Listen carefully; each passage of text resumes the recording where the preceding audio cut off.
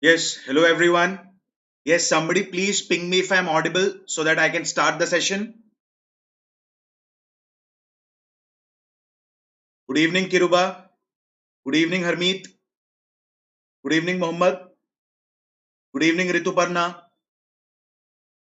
Yes, somebody please ping me so that I can start the session.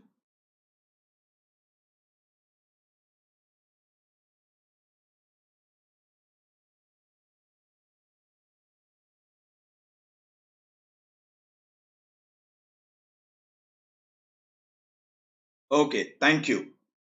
Good evening, Yogesh. Hello everyone. Welcome to Unacademy, India's largest online learning platform. Let's crack UPSC CSC English. Now, before I start with another important and dynamic topic, that is trade union movement, let me introduce myself for the people who are new on the platform or who are attending my session for the first time. My name is Alok Ojha. I have done my engineering from Pune. I have been associated with the field of UPSC since past 6 to 6.5 years. I have been through various stages of civil services exam. I hold the experience of giving CDS SSB twice. I also hold the experience of exams like CAPF Assistant Commandant and Uttar Pradesh PSC. I'm involved into the field of teaching since past 4 to 4.5 years, and I have mentored more than 10,000 students for UPSC. Now, there might be a question in the mind of an aspirant why one should prefer Unacademy as a platform for online learning. So here are the ample of reasons why one should prefer Unacademy as a platform for online learning. First of all, you'll have daily live classes on the Unacademy platform. Unacademy offers you assimilation of top and dynamic educators of India on a single platform. You can directly interact with the educators, you can clear all sorts of doubts with the educators. Secondly, Unacademy helps you to build up your competence by going through live tests and quizzes. Third most important aspect, all the courses on Unacademy platform are highly structured in nature and there is a proper timetable through which the courses are being conducted, and one can have unlimited access to the courses on Unacademy platform. Here are the few top and dynamic educators of India from whom you are going to learn through. These are the courses being offered on the Unacademy platform. Subscribe to Unacademy and use my code AKOUS. I repeat the code AKOUS. Now there is also something called as iconic subscription. Suppose you are a beginner and now initially the preparation is completely haphazard in manner.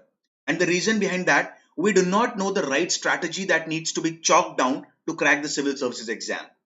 So basically, there needs to be a proper strategy. There needs to be a proper answer writing technique. Right optional needs to be chosen up because optional has a lot of weightage. Because 500 marks weightage is considered a lot in the UPSC exam. Then basically, how to prepare for the interview. How much time should be dedicated to read current affairs? What sources should be preferred for the current affairs? How much time should be dedicated to read the Hindu newspaper or any other newspaper basically? So there would be a mentor who would be guiding you throughout your journey for civil services preparation. So basically, this is all about iconic subscription. So if you choose me as your mentor, please use my code AKOUS. I repeat the code AKOUS.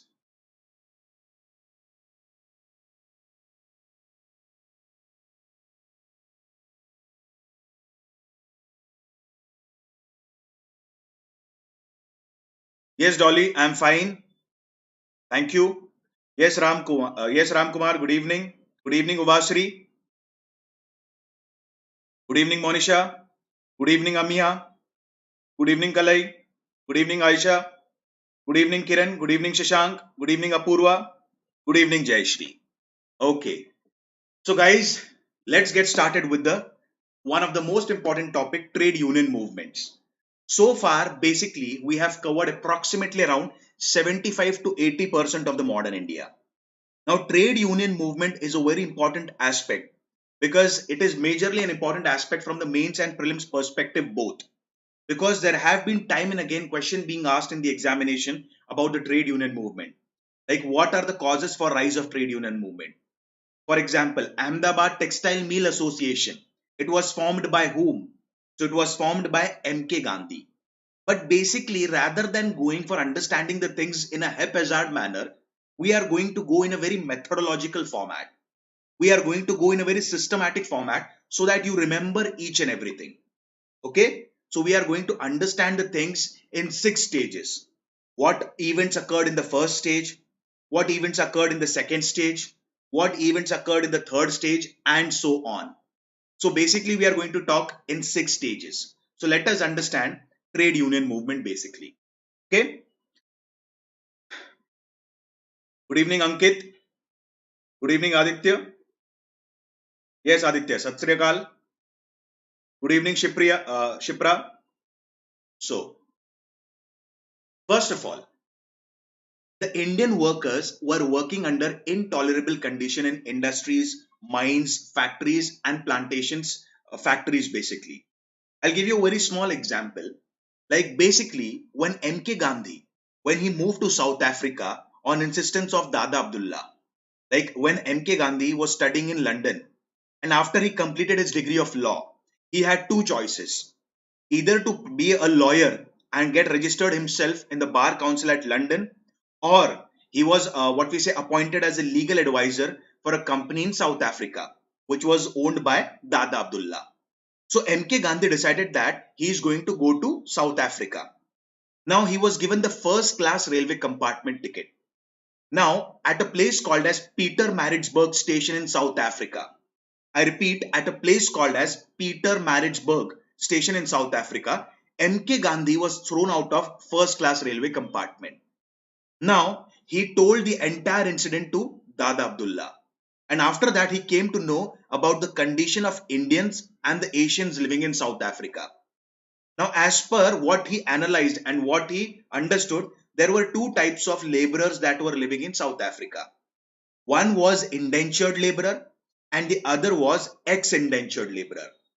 Now, indentured laborer are those who are taken on contract basis to work in the factories, to work in the mines, to work in the plantation field. And once their contract is over, they are sent back to their own country. And the other are ex-indentured laborer. Now, these laborer work in the factories, mines, or plantation fields on contract basis. But once their contract is over, they do not go back to their own country. They settle in that country itself and start working as a laborer, permanent laborer. So basically, they believe that we are going to be exploited in our country. We are exploited here, but at least we have employment opportunities here. That is why ex-indentured laborer decided to stay in South Africa itself. Now, when Gandhi analyzed the situation of these people, the situation was very derogatory. They hardly had any political rights. They cannot raise voice against the government. Like whenever, I'll give you a small example. If a person has to take a bread from the nearby shop and it's 8 in the evening, so he had to carry a passport size document along with him to reveal his identity each time. Such was the condition of the laborers living abroad. And basically, other reason behind that, in factories, the condition like condition of the laborers was very derogatory. Like industrial revolution paved the way for growth. It paved the way for industrialization. It paved the way for globalization. But the condition of certain section of the society was deteriorating day by day. I'll give you a very small example. In England, we are going to study all these factors in world history as well. In England, basically, it is said that when industrial revolution gained pace, there were three major sections in Europe. One was the person having power and money both. The other was who was having money. And the third was who were suppressed by the people who are having power and money. So first were basically industrialists. Second, because they were having power and money both. Second was bourgeois. They were having money but they were not having power. And third was the labor class, that is the proletariat. It did not have the money nor the power. Now these labor class were working in the factories in a very derogatory condition. They had to work for 14 hours on daily basis. Even women had to work for 10 hours. Children above 9 years of age had to work for 7 to 8 hours. You might have seen chimneys. I had read one incident in the world history basically that small children, Like chimney had a very like the entry point of the chimney is very narrow, and usually an adult man cannot enter into it. So small children were, because sometimes what happens basically, soot gets accumulated on the pipeline of the chimney, and to clear that soot, small children were entered into the chimney, and many children died in the chimney itself, guys. Such was the condition of the laborers who were living abroad. So industrialization, to an extent, has what we say increased the pace of production. And but one of the major things that occurred here, the condition of a particular section started deteriorating. Okay, then either it be British capitalist or either it be Indian capitalist, no one was interested in improving the condition of the workers at that time. The reason behind that, British worked on a very simple principle of mercantilism. And what is mercantilism? Exploiting the people basically. Getting the points clear? Exploiting the people basically just to increase the profit margin. Like I'll give you a very small example. When Swadeshi movement started in India, there were mushrooming of many factories in India, specifically in the region of Bombay and Calcutta. There were many Indian industrialists who grew up at this time. There was revival of handicraft industry at this time. But after like basically after the passage of time, with the passage of time, these people hardly cared about the workers. They just cared about the profit margin. Okay. Now from 1914 to 1919, World War One was fought. And basically, the European powers were divided among two major entities. One was Central Powers and the other was Allied Powers. And both the powers were fighting for colonialism. What is colonialism? Imperialism plus exploitation.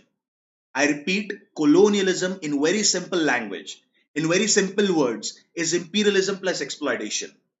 Conquering more and more territories and exploiting the people and the resources of that region. So basically, Allied powers won during that time. Now, what happened basically during the World War One? Majority of the resources of India were driven to Europe. Like for example, food grains were going out of India, and when there was food grains were going out of India, there was short supply of food in India. And when demand is high and the supply is quite less, it will lead to rise in prices. And one of the major aspect, now rise in prices was not due to the condition in India. Rise in prices was due to the external condition. India was not practicing colonialism. India was not trying to annex more territories. It was Britishers who were trying to pretend their own interest, who were trying to expand their own territories, and India was indirectly involved in the war. And who had to face the consequences? We people had to face the consequences, because there was rise in the essential commodities. There was rise in the prices of essential commodities. And secondly, the wages were quite minimal. Getting the points? Then, now at this point of time, labor movement started gaining pace. Now, proper type of leadership was provided, because leaders like we are going to discuss basically, leaders like Lala Lajpat Rai, Narayan Malhar Joshi, Bal Gangadhar Tilakji started supporting the activities of the labor. They started, like initially they had work for the society. Like initially we have seen that there was socio-religious reform movement. There was transformation in the society. I'll give you a very small example. Like sati system was prevalent in India. Child marriage was prevalent in India. Then basically many social evils have taken the Indian society backwards. But leaders like Rajaram Mohan Roy, Pandit Ishwar Chandra Vidyasagar, Gopal Krishna Gokhale, M.G. Ranade, Pandita Ramabai, Swami Dayanand Saraswati, Swami Vivekanand, and so on. They played a very crucial role in sensitizing the masses, because they believed that before we get independence from Britishers, it is necessary to get rid of certain social evils. So at that time, right type of leadership was provided. Similarly, at this time, a proper leadership was provided, because many people were sensitized about their own rights, because there was formation of International Labour Organization with its headquarters at Geneva in Switzerland, which tried to protect the rights of laborers worldwide. And secondly, Russian Revolution was again a source of inspiration for the people. Like Russian Revolution, there were basically two groups, Bolshevik and Menshevik. And basically they had to overthrow the tyrannical monarchical rule in Russia. If the people can do it in their own country, why can't we do it in our own country basically? And now we are getting the international support from International Labor Organization. So all these activities at that time, around 1910 to 1920, paved the way for trade union movements in India. Yes, my friends, did you understand the background? Please let me know. Yes, good evening, Supriya. Yes, Rituparna, there was hardly any right to the what we say people given at that time. Yes, Satya, we have discussed earlier. Yes, hi Akansha. Yes, guys, did you understand this? Please let me know.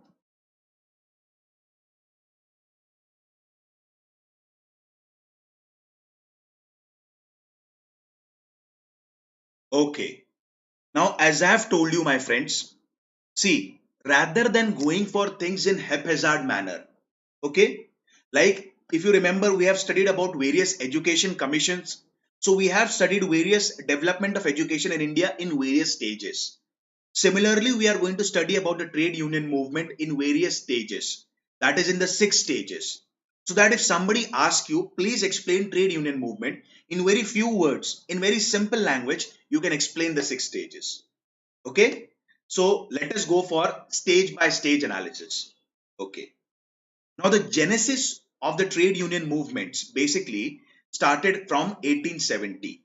Okay. And it was started by Working Men's Club, and Working Men's Club was started in Calcutta by Shashipata Banerjee. Now, Shashipata Banerjee was associated with Brahmo Samaj, and the founder of Brahmo Samaj was Rajaram Mohan Roy. Now, Rajaram Mohan Roy started Brahmo Samaj in 1828, but he died in 1831. And after the death of Rajaram Mohan Roy, the activities of Brahmo Samaj, principles of Brahmo Samaj were further carried forward by Dwarkanath Tagore, Devendranath Tagore, getting the points clear, Keshav Chandra Sen, and so on. Now, Shashipada Banerjee was one of the members of Brahmo Samaj, and he worked along with the people initially for socio-religious reform movements. I've talked about that our society was crept with various what we say anti-social evils. Like there was presence of alcoholism, there was presence of sati, there was presence of child marriage. Okay, so all these social evils were plaguing our society was plagued by these social evils, and one of the close associates of Brahmo Samaj, that is Shashipada Banerjee, he took the initiative to remove these social evils. Now it is said that now he started working for the rights of the people as well. Now he knew the condition of the people who are working in the plantation field. I'll give you a very small example. Indigo agitation of Bengal. Now he keenly studied the indigo agitation of Bengal. Now basically the peasants had to work under derogatory condition. They had to listen to the European planters. Plus, they hardly got any profit in the name of commercialization. The entire profit margin was taken by the Britishers, and our laborers, our peasant, our farmers hardly got anything. Now, basically, Shashipada Banerjee decided to work for their cause. Like he was also involved in a movement called as temperance movement. What is temperance movement? Temperance movement is against alcoholism. So he, along with his wife, he visited to England to attend or meet Mary Carpenter, one of the social religious reformers. Okay, and started working for basically the workers in this region. And now to sensitize the workers, because he sensitized in such a manner, nobody is going to fight for your right. You have to raise your voice for your fight, basically. And until and unless you laborers, you farmers, you peasants are united together, basically, Britishers are going to exploit you. Do not get divided on casteist line. Do not get divided on religious line, because the only advantage of this situation will go to the Britishers. So basically, he tried to sensitize the masses and he published the journal Bharat Shramjeevi. I repeat, he published the journal Bharat Shramjeevi around 1870s. And can you believe more than 15 to 18,000 copies were sold at that time around 1870s. So people were highly sensitized by the working of Shashipada Banerjee. Now, inspired by this person, there was another association being founded, that is Mumbai Mill Hands Association, and it was founded by N.M. Lokhande. N.M. Lokhande is also called as basically pioneer of labor movements in the region of Maharashtra, and basically he's also referred as father of labor movements in India also, one of the founding father of labor movements in India. And he tried to sensitize the laborers, he tried to sensitize the workers through his newspaper, through his magazine, basically Deenbandhu. Now what all things occurred, basically first of all he analyzed and studied the situation of the laborers who were living in Bombay, who were working in the factories, because there was development of textile mill in the Bombay. Like as I've told you, at that time during the Swadeshi movement, that Bombay presidency and the Bengal presidency saw the rise of many textile industries. So majority of them were located in Ahmedabad and Bombay.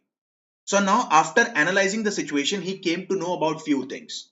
First thing was basically there was no holiday given to the workers. Secondly, there was no extra incentive for working for extra hours. Secondly, third most important aspect he observed was if the worker started working from 7 in the morning, he had to work continuously till 8 or 9 in the evening without any break, without any gap. So basically, there was hardly any mental development of that worker. And these workers were living in a very derogatory condition like slum. Like, for example, these workers, both the parents, like the mother and the father, both are working as a laborer in the factory, and the child is basically raised up in slum. So how can you expect that child to develop a good mental faculty? Isn't that so? So in that case, N.M. Lokhande raised the voice of these workers. N.M. Lokhande raised the voice of these laborers. Now he demanded basically from the government, and government gave these rights to the laborers and workers in Bombay. And what he demanded? Basically half an hour to 45 minutes break or recess should be there during the afternoon period, so that basically they can have food. Secondly, at least one day in a week should be off. Third major thing, if a person is working beyond a stipulated time limit, he had to be given extra incentive for that. Then proper wages should be given on time. Third major aspect, like on festivals, there should be extra holidays given to the workers. So he raised the voice of workers in region of Bombay. And after that, there was first factory commission which was appointed in 1875, and first factory act was passed in 1881. But basically, the commission came, analyzed the situation, it suggested certain recommendation, but these recommendations were not implemented properly. And basically second factory commission came and factory act 1891 was passed. And then finally, on serious basis, Royal Commission of Labor was appointed in 1892. And the major purpose of Royal Commission on Labor was to analyze the situation of the laborers not only in Bombay, not only in Bengal, but there are laborers who are working in artisan industry, who are working as artisan, who are working as in the handicraft industry. There are laborers who are working in basically plantation field. So to study and analyze the entire situation, Royal Commission of Labor was appointed in 1892. Now, by this time, there was Amalgamated Society of Railway Servants. Please listen to me very carefully. Amalgamated Society of Railway Servant was founded in India in 1897, but it was influenced by Amalgamated Society of Railway Servants, which was started in United Kingdom in 1872 by Michael Thomas Bass. I repeat, it was started in 1872 by Michael Thomas Bass. Now, Michael Thomas Bass, he was a British member of parliament and he was quite liberal in nature. Like there was controversy basically in the railway department in the United Kingdom basically. Now there were various sections in the railway department. Like there were 3 to 4 sections in United Kingdom in the railway department, and everyone was working according to their own will. And there was no proper conjunction, there was no proper coordination between the different department of the railways. So railways could not function smoothly in United Kingdom. Plus, the servants, basically the laborers, could not get their proper rights. So finally, there was amalgamation. Amalgamation means there was basically every association, every department was merged, and this was done in 1872. And influenced by this, a amalgamated society of railway servants in India was started. Getting the points clear? Now, Kamgar Hitvardak Sabha was founded by S.K. Bole, and Printers Union was founded in Calcutta in 1905. So basically, if I go in the first stage, please listen to me patiently. Please listen to me carefully. What all events occurred in the first stage? First thing, Shashipada Banerjee played a very crucial role in sensitizing the workers and the laborers. After that, N.M. Lokhande played a very major role in sensitizing the masses in the region of Maharashtra. He is also called as father of labor movements, or one of the founding father of labor movements in India. Then basically what happened? There was creation of Amalgamated Society of Railway Servants in India, and it was influenced from the society in UK, which was formed by Michael Thomas Bass. Hope so, my friends, in a very systematic pattern, in a very methodological manner, you understood the first stage. Please let me know.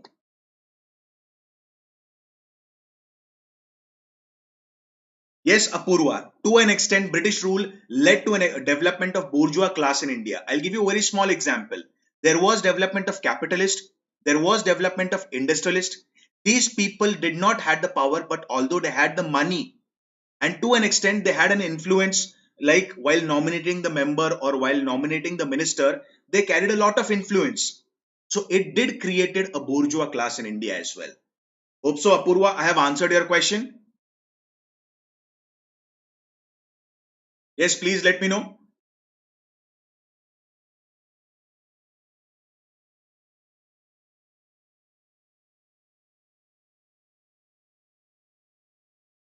Okay. Now let's talk about the second stage. Now the ground had been prepared, and this is 1918 now.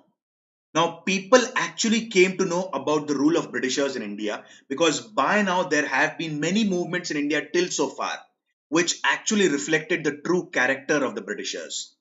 Because Britishers right from the start were interested in exploiting the people. They were interested in just basically making Indians fool. I'll give you a very simple example. There was passage of Morley Minto reforms in 1909. Then there was basically Montego Declaration in 1917, and after that there was passage of Montego Chelmsford reforms in 1919. People had seen the activities of the moderates and the extremists. People had now tasted the what we say Home Rule League movement. So now the people were highly sensitized about their rights. And one of the most important leaders at that time of the world was MK Gandhi, because his South African experiment was quite successful. So now he had come in India, and by now he had experimented with Ahmedabad meal strike. He had experimented with Champaran Satyagraha.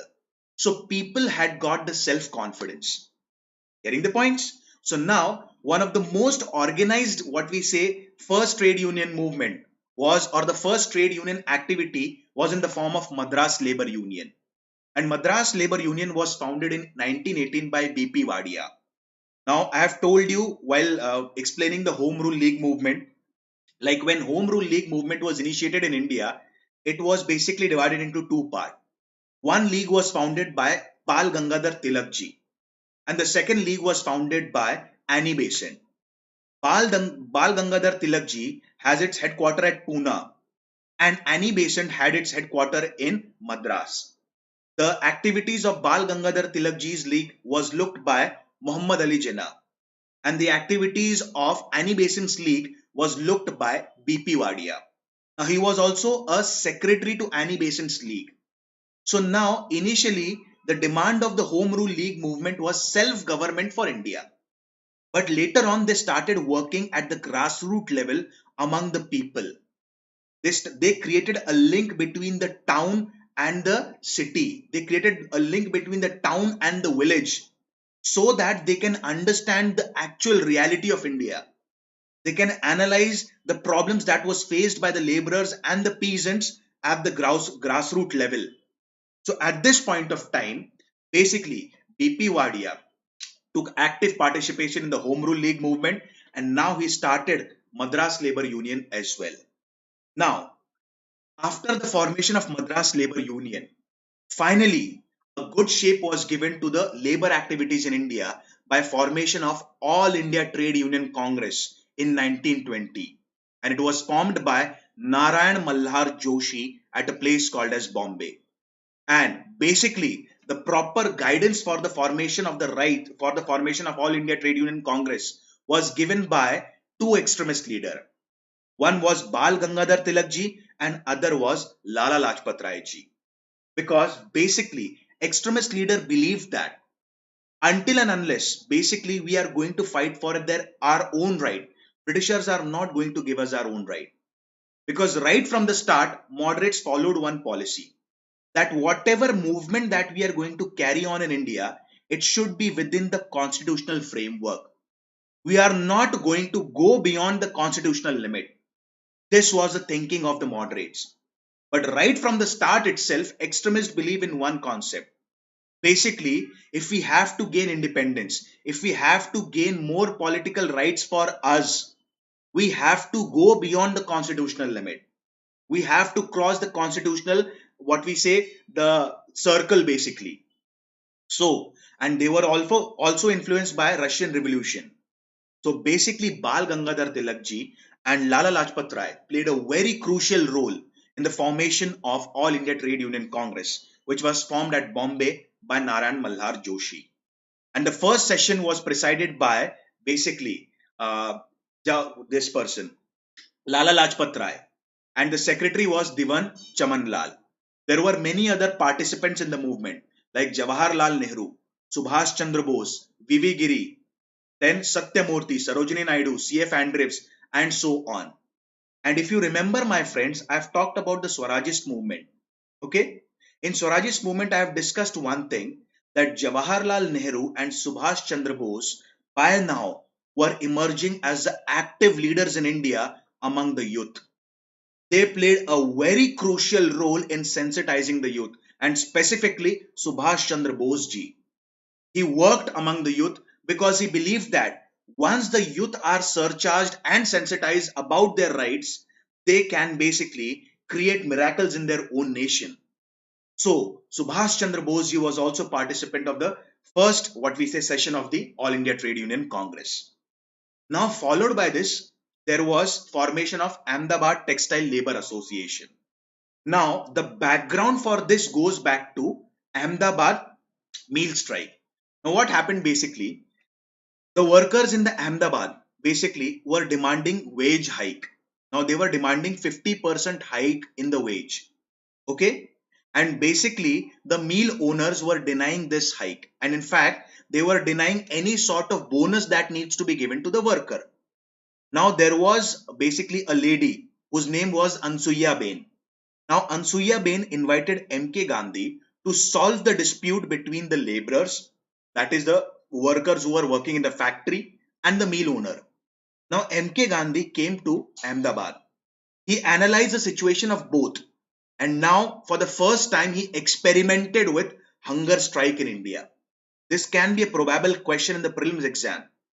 In which of the following movements MK Gandhi experimented first hunger strike in India? So it was Ahmedabad meal strike. The strike continued for 21 days, and on the 21st day, basically, the meal owners relented to the demands of the worker. Now there was 30%, 35% wage hike, along with extra bonus and allowances were given to the workers. Now basically, this situation should not occur in the future. So after the formation of All India Trade Union Congress, there was also formation of Ahmedabad Textile Labor Association, also called as Majdoor Mahajan Sabha. Please mention Sabha here, Majdoor Mahajan Sabha. And one of the crucial role played here was by MK Gandhi and Ansuya Bain. Ansuya Bain, who had invited MK Gandhi to solve the dispute between the laborers, that is the worker, and the mill owners or the factory owners. Okay. Now basically, Girni Kamgar Mahamandal was founded by A. Alve and G.K. Kasle in Bombay. Now, what is basically Girni Kamgar? Girni Kamgar basically means the workers who are working in factories basically. And I have already told you the condition of the laborers who are working in Bombay basically. When I have discussed NM Lokhande, I have told you basically they hardly got off on any weekdays. Secondly, they had to work for 12 to 14 hours. Women had to work a lot. Children had to work basically. The children above 9 years of age had to work. They were living in a very derogatory condition in the slum. No incentives was given to them. There was no increase in the wage, and continuously the entire profit was extracted by the Britishers or by the mill owner, and they hardly got any pie out of the profit. So for to raise the voice of these workers and the laborers who are working in the factory, the step was taken by A. Alve and G.S. Kasle in Bombay, and there was formation of Girni Kamgar Mahamandal. Okay. Now, there was rise of trade union activities by now, and there was large number of strikes by now. Because in the second stage, major leaders have entered into the activities of trade union. Initially, we have seen in the first stage that the activities of the trade union movement was carried on by the local leaders. But now in the second stage, we have observed that major leaders like Lala Lajpat Rai ji, then Bal Gangadhar Tilak ji, they have played Subhash Chandra Bose ji, Jawaharlal Nehru. All these have played a very crucial role in sensitizing the masses. And now they have started providing the leadership base to the workers and the peasant and the laborers. So now there was large number of strike. Okay. And basically what were their demand? Increase in the wages, then proper incentive should be given, bonus should be given, allowances should be given, holidays should be given, then proper distribution of the working hours should be there. Like nobody can work in the haphazard manner. Like as I have told you, NM Lokhande had protested against in the morning. It's the truth, my friends. Like I was reading about the NM Lokhande, and has been mentioned, like in his one of the journal, worker had to go 6 o'clock morning in the factory, because factories usually started at 6:30 a.m. in the morning, and that they had to work till 8 o'clock in the night without any break. So can you imagine their conditions basically, and can you understand their mental development? So this was the condition, and now they started demanding all these things now. Okay. Now, trade union movement was basically successful in various sectors like industry, mining, but it could not make much headway in white collar jobs. Like basically, it could not initially enter into politics. It could not initially enter into legislature. It could not initially enter into the various other sections of the society, like education department and so on. Okay. My friends, did you understand the second stage? Please let me know.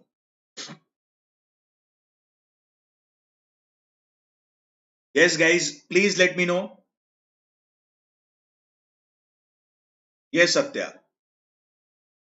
See, Dolly, you have asked me the question about Printers Union.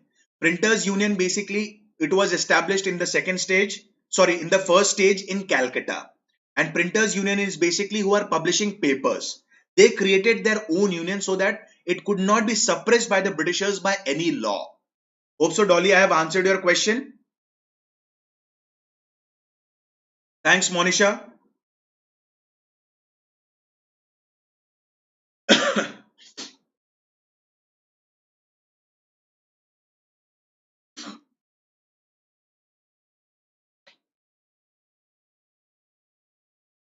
Okay.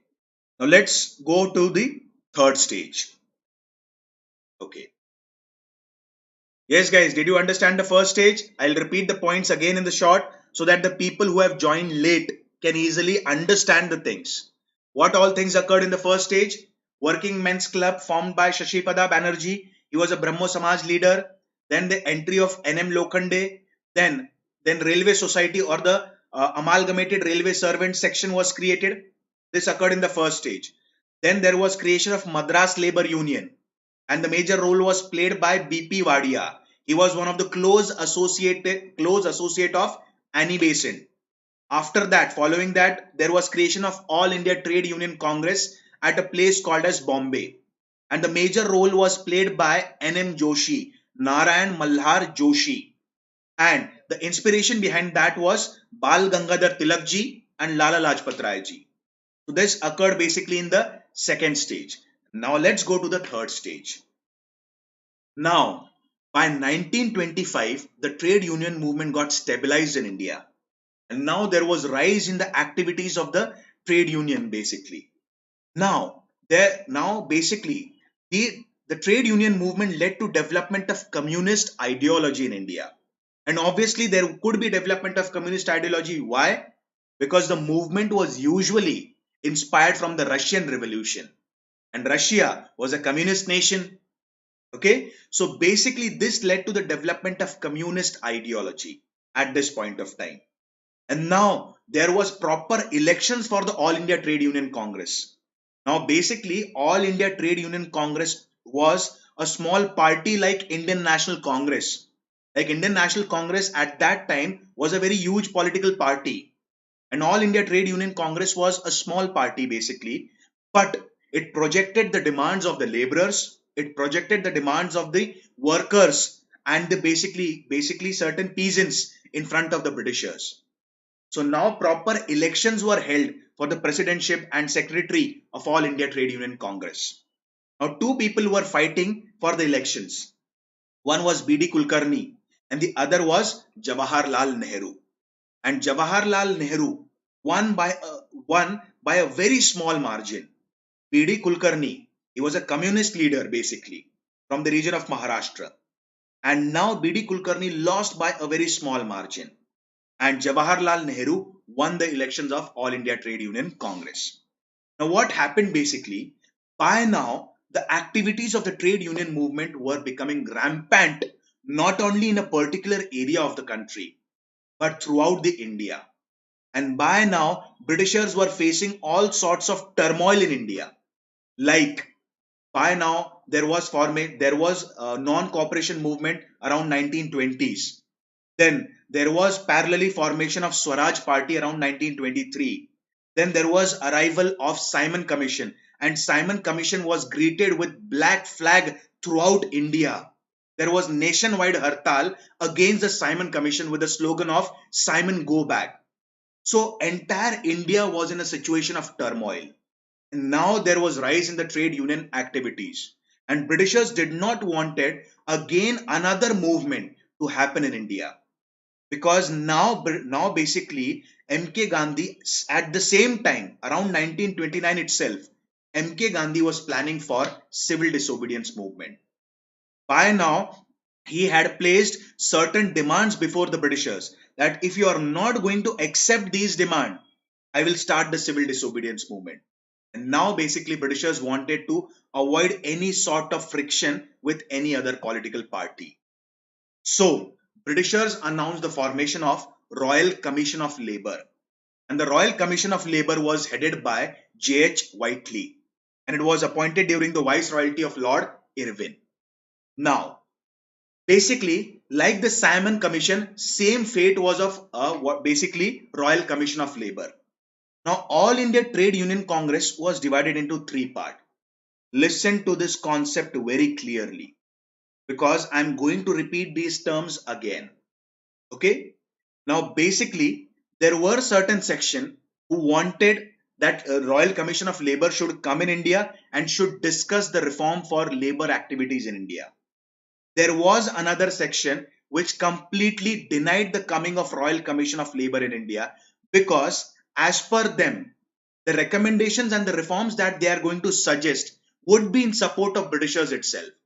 As we have seen, as per the recommendations of Simon Commission, as per the recommendations of Montego Chelmsford reform, as per the recommendations of Morley Minto reforms, they have made laws but only in their own favor. They have hardly cared about the Indians basically. So one section wanted basically Royal Commission of Labor to come and discuss the reform. The other section did not wanted the Labor Commission to come. And the third section was they were neutral. So the section that wanted the reformers and they wanted the affiliation of all the trade unions basically was Geneva Amsterdam Group. Okay. Now Geneva Amsterdam Group, basically this will study in the world history as well. So they were of liberal thinking. They wanted basically the reforms to be conducted on democratic lines. So basically, they wanted the commission to come to discuss the reforms and they wanted affiliation of all the trade union of the world. So basically, the Indian trade union activities can be merged with the activities worldwide. Second section opposed this. Getting the points? They were called as Moscowite group. They wanted affiliation with Red Labor Union of Russia and not with the Labor Union of UK. Now, Russia, as I've told you, right from the start itself, right from the Russian Revolution itself, basically, there was growth of communist ideology. So they are called as Moscowite group. They did not wanted affiliation with any group which is run on democratic lines. They wanted affiliation with Red Labor Union of Russia. That is why they are called as Moscowite group. And basically, All India Trade Union Congress believed that we are fighting for the rights of laborers not only in India but worldwide. But we have created an organization on pan secret. We have an organization pan Pacific Secretariat. Means we are going to work for the rights of laborers worldwide, but we are going to represent India. So they remained neutral. They did not believe that either we are going to associate ourselves with the UK or US or we are going to associate ourselves with the Russia. The only thing, okay, getting the points clear. The only thing basically majorly here was we want the rights of the laborers to be fought. But now what happened basically, there was a clash between the all the there was clash just because of the ideological differences. And now there was a break in the All India Trade Union Congress. Like basically Narayan Malhar Joshi, who was the pioneer of the All India Trade Union Congress, who was one of the founding member of All India Trade Union Congress. Okay, he himself withdrew from that and formed All India Trade Union Federation along with Vivi Giri. Okay, now what happened basically? Few years later, 2 years later, now All India Trade Union Federation was formed by NM Joshi. Now there were certain differences with M.N. Roy. And M.N. Roy was basically, he was a staunch follower of the ideology of Moscowite people. Okay? He believed that we have to fight for our own rights. And nobody's going to do that for us, basically. Now, the working of M.N. Roy, the ideology of M.N. Roy did not match with N.M. Joshi. So what happened basically? M.N. Roy moved away from All India Trade Union Federation and formed Red Tuck. Getting the points clear? Listen to me very carefully. Due to ideological differences, N.M. Joshi left All India Trade Union Congress and he formed his own association, All India Trade Union Federation. Few years later, there was ideological differences between N.M. Joshi and the other member of All India Trade Union Federation, that is M.N. Roy. So M.N. Roy left All India Trade Union formation and formed what we say Red Tuck. Okay. Now there were various other organizations. Okay. Now All India Trade Union Federation was led by whom now? N.M. Joshi. Now N.M. Joshi tried to merge all the small association, all small organization into All India Trade Union Federation and gave the name as National Trade Union Federation. Yes, guys, did you get the concept?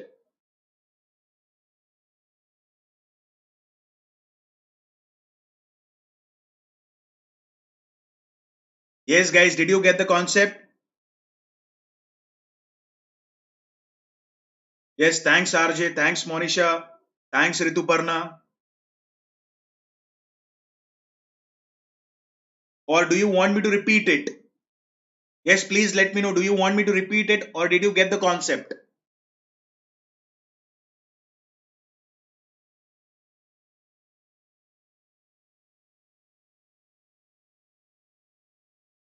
Okay. Yes, for the people who have joined late, please listen again. I'll take few seconds so that you can understand. In 1920, All India Trade Union Congress was formed. Then, few years later, there was basically, it was formed by Narayan Malhar Joshi. Now, All India Trade Union, now Narayan Malhar Joshi, due to ideological differences, left AITUC and formed All India Trade Union Federation. There was another member of All India Trade Union Federation whose name was M.N. Roy. Now, M.N. Roy basically was opposed. Now, M.N. Roy was opposed to an extent to the ideology of N.M. Joshi, and he formed his own association, Red Tuck. And finally, Narayan Malhar Joshi formed National Trade Union Federation. Okay. Now, during this time, during the third stage, one act was passed, which was called as Trade Union Act 1926. Now, what is Trade Union Act 1926? Let us just understand this. Now, nobody can say that trade union is illegal. There is a proper legal basis for trade union. Now, it would be considered as a legal association, provided that it fulfills certain criteria and the terms and condition. I'll give you a very small example. Minimum 10% of the labor workforce or 100 workers are required to form trade union. I'll give you a very small example. Okay. Suppose in a factory there are 1,000 workers. Okay. Then and then they can form labor union. Why? Because minimum 100 workers are required to form the labor union. But in a factory there are 80 workers. They cannot form the labor union. The major reason behind that is minimum 100 workers are required to form the trade union. Okay. Trade union can be formed in both organized and unorganized sector. Now, what is organized sector? Where the job is permanent. Okay. Where there is a job security. And unorganized sector means where there is no job security. Both the places, there would be formation of trade union. Okay. And what is the basic criteria behind that? Minimum 100 workers should be there working in the factory. Then and then they can form the labor union. Okay. Now, now again there were certain conditions like trade union activities were there. Basically, trade union act, they can go for a peaceful protest, but that protest should be peaceful, but they cannot go for strikes. Okay. Like at least in certain areas they cannot go for strikes where public amenities are of importance. Like I'll give you a small example: post, then communication, roadways, then the workers and the laborers, they cannot go for a strike because the entire economy will go in a haphazard manner if they go on a strike. This is Trade Union Act 1926. Then comes Trade Dispute Act 1929, which also occurred in the third stage. Now, what is the year basically? As I've told you, now there were rise in the number of trade union activities. And by now, as I've told you, there was formation of All India Trade Union Congress. There were formation of many other, what we say in the further coming years. There were formation of many trade union movements or trade union association. People were surcharged about their right. And Britishers were afraid by now because at this point of time, there was civil disobedience movement being initiated in the country, and Britishers were already facing civil disobedience movement. Gandhi was basically threatening the Britishers to launch the salt satyagraha throughout the India, and he initiated Dandi March basically. Now, Britishers wanted to avoid any sort of conflict. So basically, Trade Dispute Act 1921 1929 says that basically to control the activities, like the workers directly cannot go for a strike. Okay. Even if they are willing to go for a strike, even if they are planning for a strike, they should cite the reason for going to a strike, and they should give 1 month advance notice to the mill owner before going to the strike. I'll give you a very small example. Suppose there are 1,000 workers in the factory, and basically there is no hardly any wage hike of the workers since past 2 years. And now, initially, directly they cannot go for a strike for demanding the wage hike. First of all, they have to basically talk with the mill owners. They have to talk with the factory workers, basically, sorry, with the factory owners, so that basically they can negotiate their demands. And after giving 1 month advance notice, if the mill owner, if the factory owner does not do any work, then they can go for a strike. But directly they cannot go for a strike.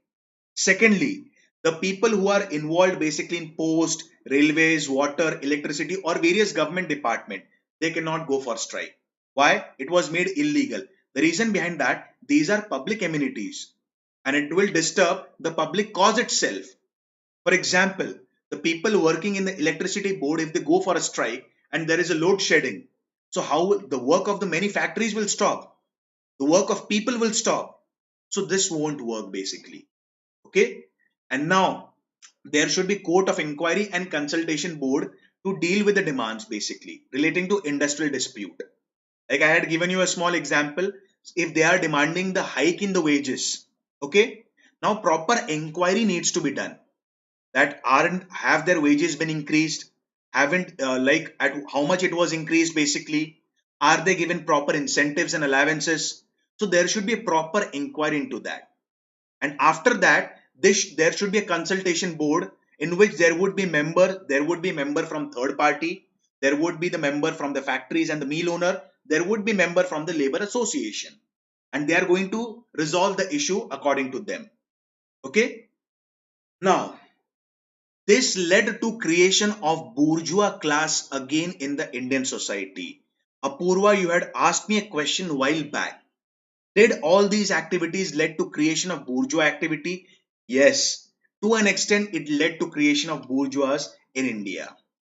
Okay, so this M.N. Roy. Now what happened basically? M.N. Roy, now Vladimir Lenin in Russia founded Communist International, and M.N. Roy was invited by Vladimir Lenin to visit Moscow and joined the Communist International. He visited Moscow and he became the part of Communist International. As I've told you, his ideology was completely driven by the Russian ideology, and he formed his own association in the form of Red Tuck. Okay, so all these events occurred during the third stage. Yes, my friends, did you understand the third stage? Please let me know.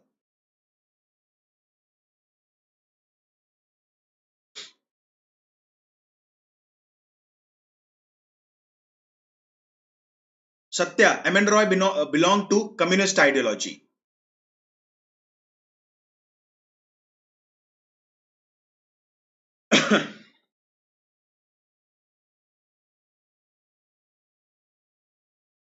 Yes, RJ, I'll give the summary exactly in the ends of all the six stages. Okay. Yes, guys, please let me know. Did you understand this?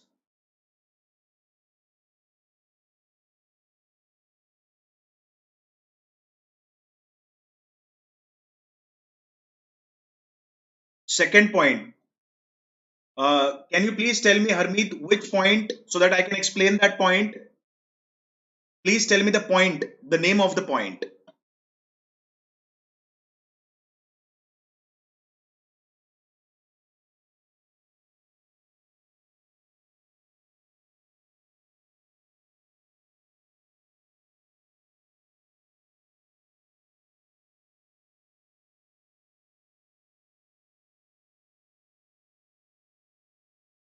See, Sonali, yes, all the leaders basically. Subhash Chandra Bose was also a part of Indian National Congress.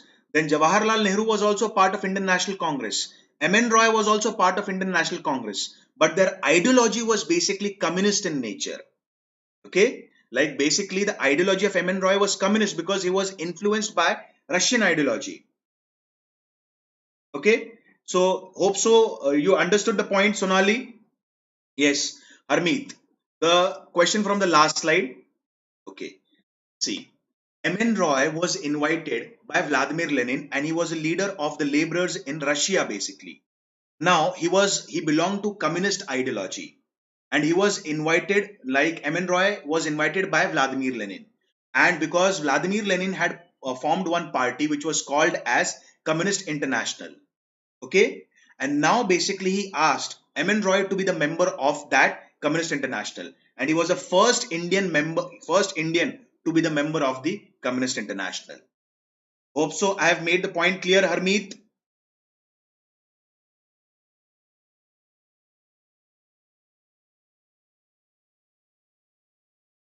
Okay, guys, let's understand the fourth stage. Now, there were many activities by now because there was formation of All India Trade Union Congress. There was formation of All India Trade Union Federation.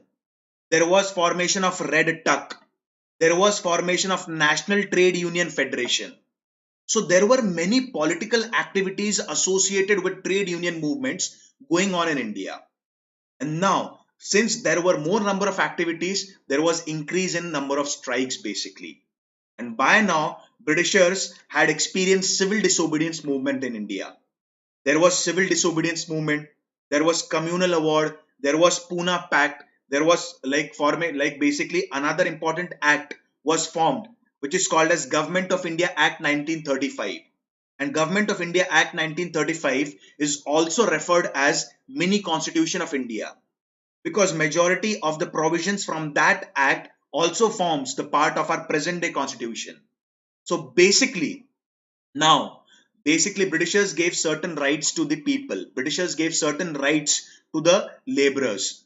Like Provincial Congress Committee said that proper standard of living should be given to the laborers as well. Like as I've said you, they were living in a very derogatory condition. The people who were working in the factories, they were living in the slum. And you can understand the sanitary conditions basically in the region of slum. It is plagued by large number of diseases, and basically the crime is rampant in the areas of slum basically. So now basically the in the fourth stage there was demand from the Congress because now Congress and basically the labor unions have started working parallel for each other's cause, and labor constituencies were recognized, seats were reserved for laborers. Like as we have discussed in Morley Minto reforms of 1909 and Montego Chelmsford reforms of 1919, that basically separate electorate were given to the Muslim. Then these electorate were extended to Sikh, Europeans, Anglo Indians, and so on in 1919. Similarly, here labor constituencies were recognized where only the labor candidates can stand for the election. So rights were like basically there were rights being given to basically the laborers. And one of the most important aspect I have discussed in Renaissance. By now, there was formation of one party in 1936. And one of the founding fathers of that party was B.R. Ambedkar. And that was Independent Labour Party, which was formed in 1936. Independent Labour Party played a very major role in 1936 elections. We are going to discuss further the elections of 1936. So it played a very crucial role in sensitizing the masses. Now, International Labour Organization has suggested various things, and one of the major aspect that it suggested that the mill owners, the factory owners cannot be hostile towards the laborers. They have to maintain cordial and friendly relation with the laborers so that the proper work can be managed in that case. And now, as I have told you initially in the second and the third stage, that there were formation of many, what we say, there was split up in the labor activities because there was formation of All India Trade Union Federation, there was formation of Red Tuck, there was formation of National Trade Union Federation. Now, this could have weakened the movement in India. Like we have seen, if there is split in any activity, who is going to gain the advantage of this? Britishers are going to gain the advantage of this. So now there was re-merger of various labor movements or labor associations in India. And all these things occurred in the fourth stage. Okay. And Somendranath, basically Tagore, he formed Revolutionary Communist Party in 1934. And now basically Revolutionary Communist Party, the name itself suggests it was completely based on the ideology of communism.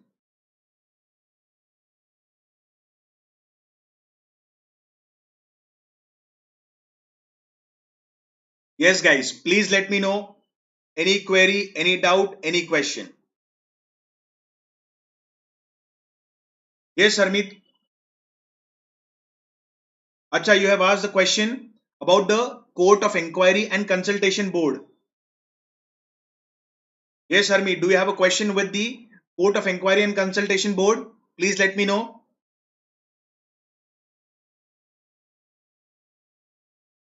I'll explain the point again. See, Court of Inquiry means basically if any laborers are demanding something from the mill owner, so there should be a proper inquiry into the demands.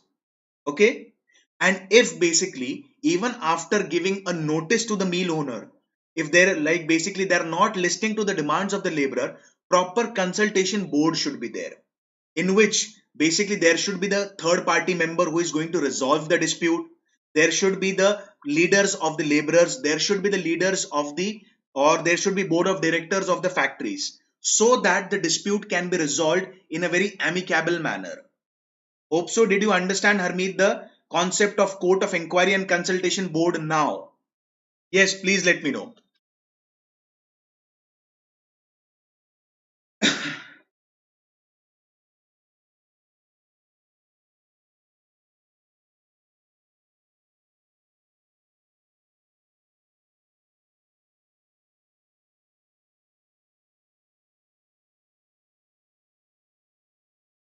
Okay.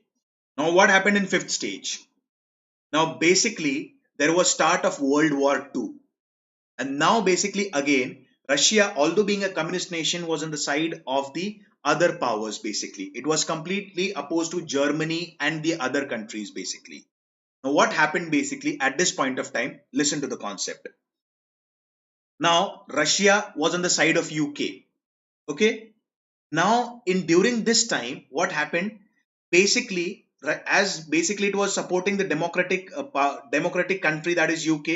So the communists in India were also supporting the war. Why? Since they were influenced by the ideology from Russia, and UK and Russia were basically a part of the same party, communists supported the war and did not favor strike.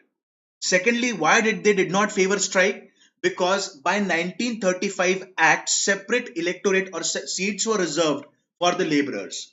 There were separate constituencies for the laborers, and Britishers have succumbed to various demands of the laborer. So there was decrease in the number of strikes by now. Now, many of the leaders, like basically, they left the trade union movement and they were working for another movement in the country, that was Quit India movement, which was initiated by MK Gandhi at this time. So some of the associations lost the leadership base. Attitude of employers was not that hostile. Now laws has been passed by the International Labour Organization that the employer cannot be hostile towards the laborers, they cannot be hostile towards the employees. Any disputes needs to be solved with the consultation in a very amicable manner. So the attitude was not that hostile, and government had assumed the power that basically anybody who is going against the government has the right to take legal action against that person. So at this point of time, nobody was going against the government. So this occurred basically in the fifth stage. Okay, guys, did you understand the fifth stage? Please let me know.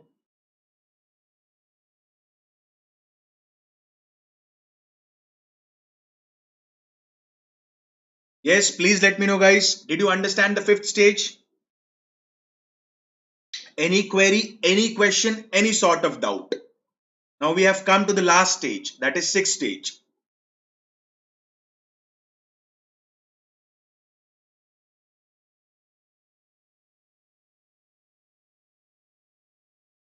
Okay. Now the last stage, 1945 to 1947. Now after the World War II, like we have again seen the dark side of basically European nations. Now again in the World War II, they have started practicing colonialism and they have started distributing the world among themselves in the name of colonialism. That is acquiring new areas and exploiting the people and the resources of that region. And now basically since quit India movement was practiced from 1942 in India during the World War II, what happened basically? Britishers again followed a very ruthless policy of suppression. And after the end of the World War II, again there was rise in the activities of trade union. Now, Large number of women became a part of the trade union movement. There was increase in number of strikes in Bombay, Bengal, Madras, and various regions of the country. And finally, another act was passed, which is called as Industrial Dispute Act 1947. Now, as per this act, any differences. Now, industrial dispute defines the dispute between two sections. If there is a dispute between the workers, it will be solved as per the clauses of this act. And if there is a dispute between the worker and the mill owner or the factory owner, getting the points clear, it will be solved as per the clauses of this act. Okay. Now, a committee would be created which will be called as works committee. And in works committee, there would be certain member of the employers and there would be certain members of the workmen.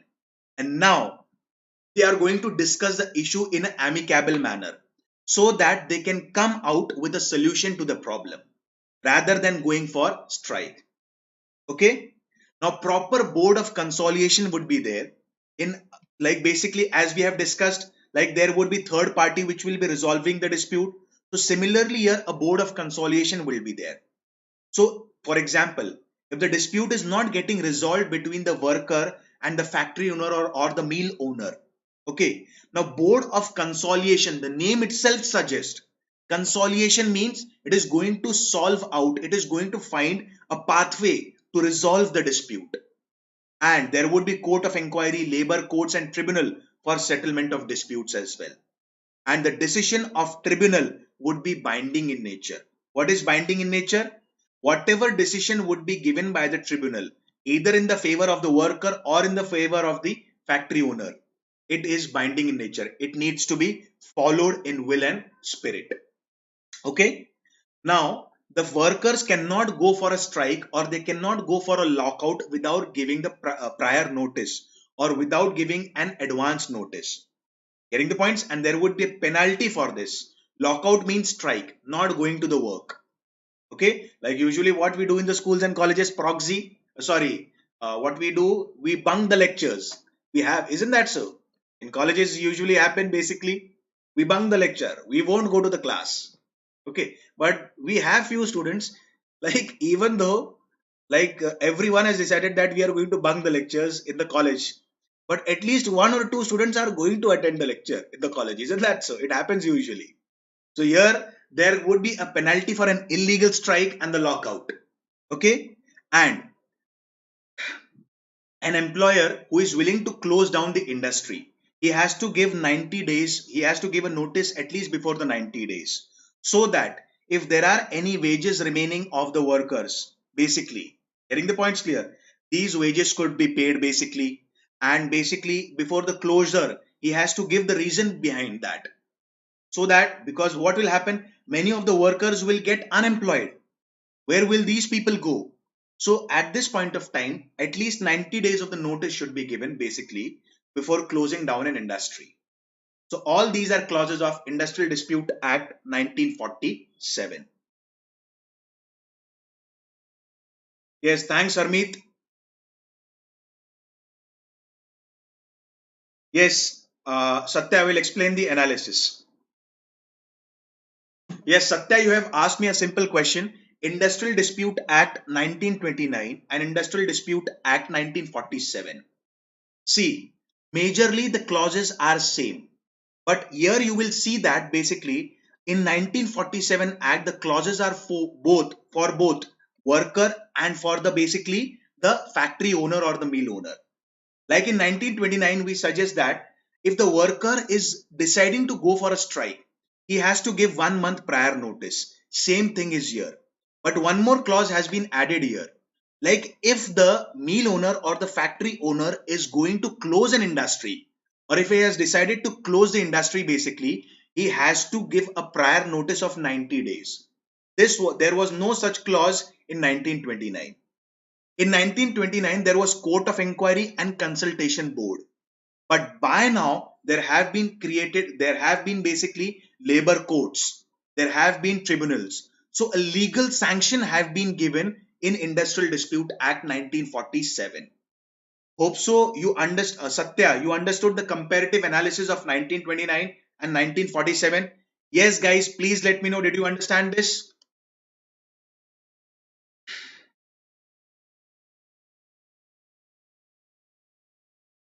Yes, Kiran. Sometimes mass bunk is also there.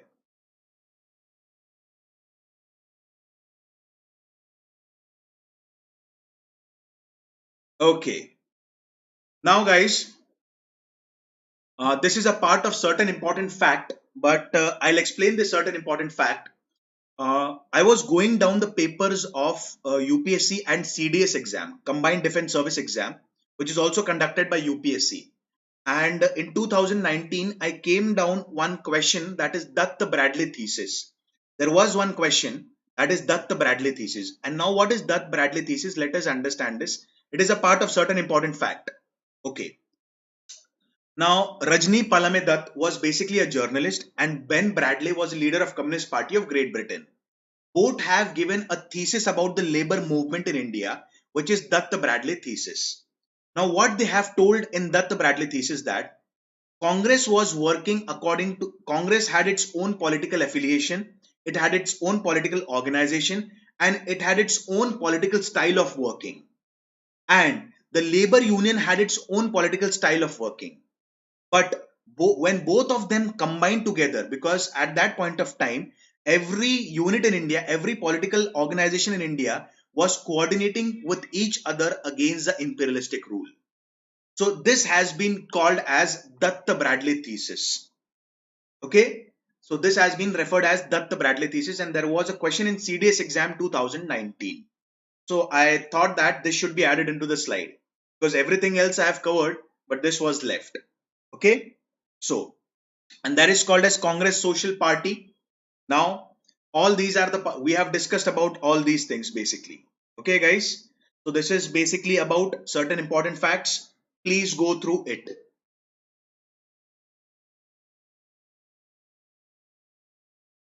Yes, guys. Did you understand every concept? Was everything easy to understand in a stage by stage manner? Because like previously everything was in haphazard manner. Okay. Now, did you understand each and every concept in a stage by stage manner? As the things becomes easier to understand, please let me know.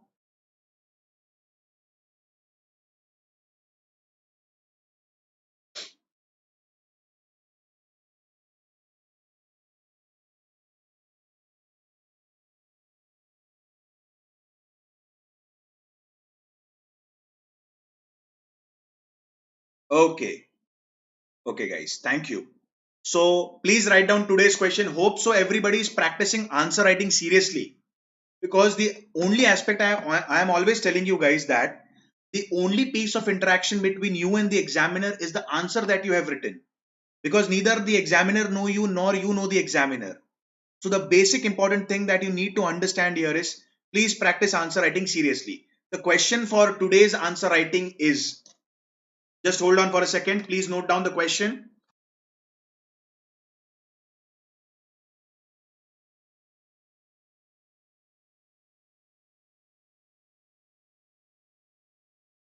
Labor movement in India also played a very crucial role in sensitizing the masses against the imperialist power. I repeat, labor movements in India also played a very crucial role in sensitizing the masses against the imperialist rule. Comment 150 words, 6.5 minutes. Okay, guys? Yes, Satya. I would be conducting the answer writing session very soon. Okay, guys. Thanks a lot. Please subscribe to Unacademy and use my code AKOUS. I repeat the code AKOUS. Thank you and have a very nice day.